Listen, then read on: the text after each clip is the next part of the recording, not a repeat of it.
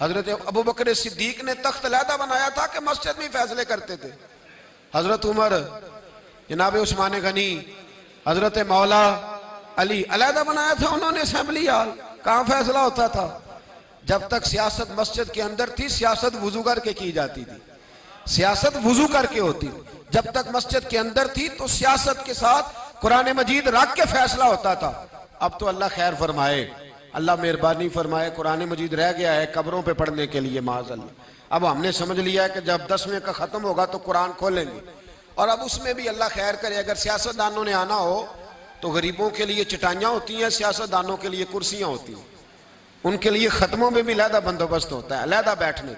अब इसलिए बूफे लगाए जाते हैं कोल शरीफ पे भी 10वें में भी कि हम सियासी समाजी लोग हैं तो बड़े लोगों ने आना है। खुदारा, हमारा दीन हमें सिर्फ मस्जिद का रास्ता नहीं दिखाता, हमारा दीन हमें बताता है कि तुम्हारे लिए हमने जो राहें बनाई हैं वो हमा पहलू हैं।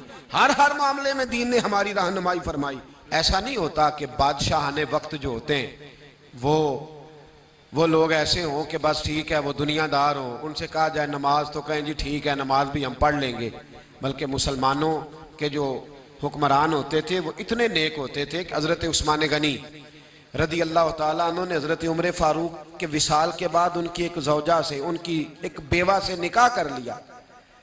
जब वो हजरत उस्मान गनी के घर आई तो जनाब उस्मान फरमाने लगे, मैंने तुमसे इसलिए निकाह नहीं किया कि मुझे कोई तुम्हारी खास जरूरत थी, मैंने तो इसलिए निकाह किया कि मुझे बताओ उमर फारूक अपने रब को कैसे राजी करते थे, मुझे बताओ वो रात को नमाज कैसे पढ़ते थे, मुझे बताओ वो रियाया का ख्याल कैसे करते थे, मुझे बताओ उनका तर्ज जिंदगी क्या था।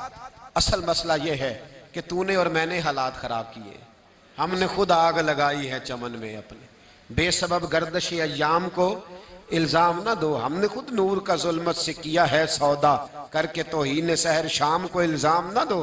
किसी ने कहा था हज्जाज बिन यूसुफ से कि उस तरह की हुकूमत कर जिस तरह की हजरत उमर करते थे, तो हज्जाज कहने लगा तुम अबू जर जैसी रियाया बन जाओ, मैं तैयार हूं उमर के तरीके पर चलने को, पर बात यह है कि तुम में कोई हूरों का चाहने वाला ही नहीं, जलवाए तूर तो मौजूद है कोई मूसा ही नहीं, मसला तो यह है कि तुम बताओ तुम कहां खड़े हो। हजरत अमीर मुआविया रदी अल्लाह ताला अन्हु ने कुछ दिनों के लिए लोगों के वज़ाइफ रोक दिए, नहीं दे रहे थे वज़ाइफ। बाद मामलात में बाद फौजियों से नाराज हो गए, गुर्बत आ गई घरों में। एक दरवेश हजरत अबू मुस्लिम खौलानी रदी अल्लाह ताला ताबी हैं, उनसे किसी ने कहा कि हजरत अमीर मुआविया नाराज है और उन्होंने रोक दिया है, तो आ गए मैदान में, सामने खड़े हुए हजरत अमीर मुआविया के और कहने लगे अमीर आपने इन फौजियों के वज़ाइफ क्यों रोके हैं। हजरत अमीर मुआविया कहने लगे बस रोके हैं बाद वजूहात की बुनियाद पर, का इनको वज़ाइफ दें। आम आदमी ये देखो ये असल जमहूरियत है, वज़ाइफ दो। कहने लगे दे दूंगा, अभी मेरा प्रोग्राम नहीं। तो हज़रत अबू मुस्लिम खौलानी कहने लगे ना ये माल तेरा है ना तेरे बाप का है, ये मुसलमानों का है, लिहाजा इनको देना पड़ेगा। हजरत अमीर मुआविया जलाल में आए, नीचे उतरे, इमाम गजाली ने इसको लिखा है अहया उल उलूम में, नीचे उतरे आप तख्त से, फौरन घर चले गए। लोगों से कहने लगे बैठना मैं अभी आया। थोड़ी देर के बाद वापस आए तो बालों से पानी के कतरे टपक रहे थे। फरमाने लगे मुझे अबू मुस्लिम की बात पर गुस्सा बड़ा आया था और नबी पाक ने फरमाया जब गुस्सा आए ना तो गुस्ल कर लिया करो, वुजू कर लिया करो, गुस्सा ठंडा हो जाएगा। मैं वुजू करने गया था और फिर सहाबी थे ना मुस्तफ़ा के, तो बात बड़ी आला की।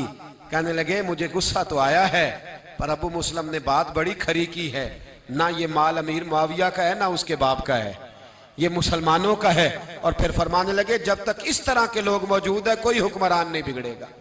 फरमाया मुझे चाहिए था, चंद लोगों की गलती थी तो इतनी देर माल नहीं रोक, हम किधर खड़े हैं, हम पे तो टेंशन बन जाती है। अल्लाह खैर करे कोई काउंसलर आके खड़ा हो जाए तो चौधरी साहब कहते हम तकते नहीं, इनका तो भेड़ा गर्क हमने किया है। जब हम कारों के आगे भागते हैं, जब हम गाड़ियों के टायर चूमते हैं, जब हम इनके नारे लगाते, जब इन जालिमों की तस्वीरें लगाते, जब हम इन्हें प्रोटोकॉल देते, प्रोटोकॉल गरीब ने इन्हें चौधरी बनाया है। अगर तू सियाना हो जाए, अगर तू समझदार हो जाए, ये तो पहले तैयार बैठे समझदार होने।